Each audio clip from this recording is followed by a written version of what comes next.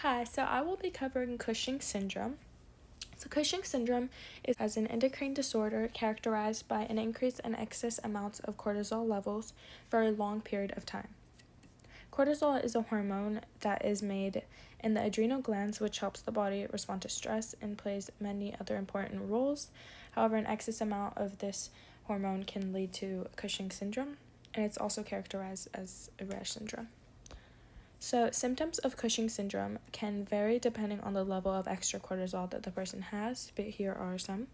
So, there's upper body obesity with thin arms and legs, round face, increased fat around the neck or a fatty hump between shoulders, red and thin, fragile skin that is slow to heal, reddish blue stretch marks on the underarms, and other places, bone and muscle weakness, fatigue, high blood pressure and sugar, irritability and anxiety or depression, extra facial and body hair growth in women, irregular or stopped menstrual cycles in women, reduced sex drive and fertility in men.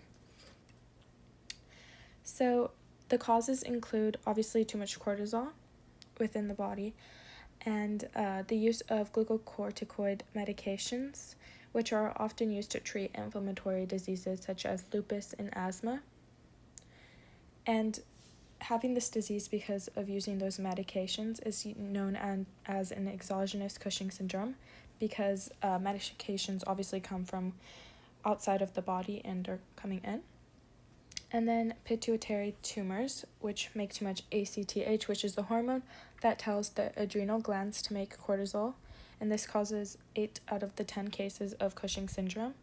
And then there's adrenocortical tumors, lung, pancreas, thyroid, and thymus tumors, and those last 3 causes are all known as endogenous Cushing syndrome because they come from within the body.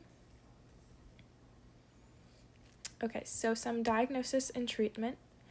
So first, to diagnose, obviously doctors would look at the physical symptoms to see if they can notice any physical abnormal symptoms above.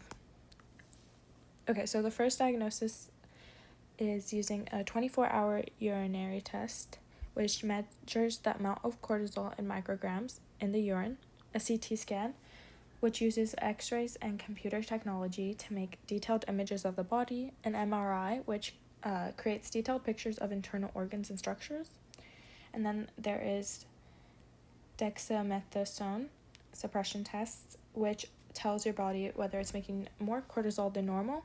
And you also need more tests to tell if the extra amount of hormones is coming from the pituitary glands or from a tumor elsewhere in your body, and then other lab tests. And then there's treatment. So to specify treatment to a person, they would need to recognize age, other health factors, and how sick you are. But some treatments include radiation, chemotherapy, certain hormone inhibiting medications, and surgery. So that includes the presentation, and these are my sources.